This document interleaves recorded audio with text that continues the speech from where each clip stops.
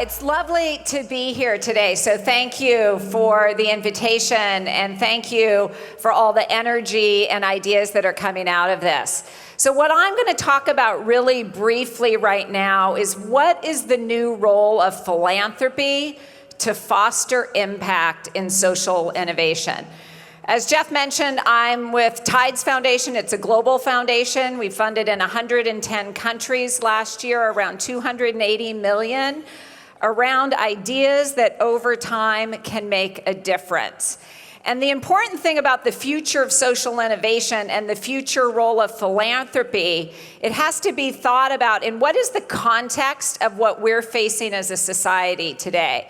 And to me, as we all live in a crazy world, there's three things that are changing that need to be taken into account. And one of those is change is the new normal, and it is coming at us at a speed that has never existed before. So as we look at technology over the next 10 years, as Jeff has talked about, it's going to make the implementation of the iPhone and a computer in our pocket look small. The second thing is disruption is the new normal. So if you are a business, if you're a social innovator, if you're government, what you expect to happen, I can guarantee I did not expect that Donald Trump would be the president of the United States. So we have to be able, as social innovators, and philanthropy needs to take that into account. The future reality is disruption. And then the last piece, which we've all talked about, is the dissolving roles across business, civil society, and government working differently together. So the only question that I think philanthropy needs to answer is, can it move fast and smart enough to make a difference? And the way that philanthropy has been acting the past 30 years has to fundamentally change.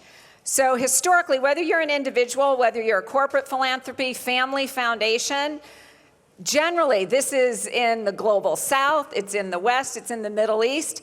It has moved slowly.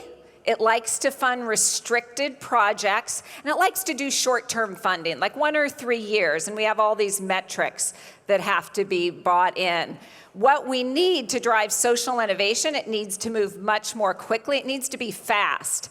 And it needs to invest with unrestricted money into the ideas and the entrepreneurs that can demonstrate and be adaptable. And it needs to invest over the long term, because there are ups and downs that you need to be in a partnership with the organizations to drive change. The second piece that needs to change, it has really been top down. Right? You have a lot of foundations sitting in fancy offices that get a lot of theory, and then they say, this is the answer. Well, the fact is, the answers are on the ground in communities. So philanthropy really of the future needs to be both bottom up and top down. And then thirdly, business and government and NGOs have gotten better about working together. Philanthropy has kind of been sitting on the sidelines.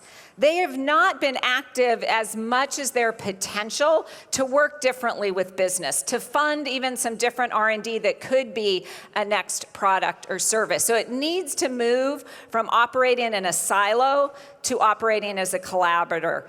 And so with that, let's pretend we have those three changes.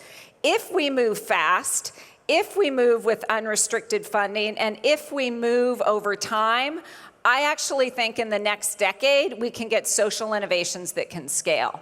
If we continue to operate how we have, it'll be incremental change. If we continue to operate top down, things will look the same. If we move philanthropy to be more bottom up, coupled with the top down, there are ideas in communities that are the solutions to the problems that we're facing, and we have the opportunity to unleash those. And then lastly, moving from a silo to a collaborator, one of the biggest challenges we all face is rising inequality. And I think if we're going to tackle that with a social innovation lens, it will only happen at that intersection. And I think that is the future of philanthropy. So those are the three things. And again, we can all act on this. You don't have to be a big foundation. You don't have to be a corporation. Whether you're an individual, move more quickly. Bet on people that you believe in. So I think these are all ways that aggregate across the world can make a significant difference to drive philanthropy to better outcomes. Thanks.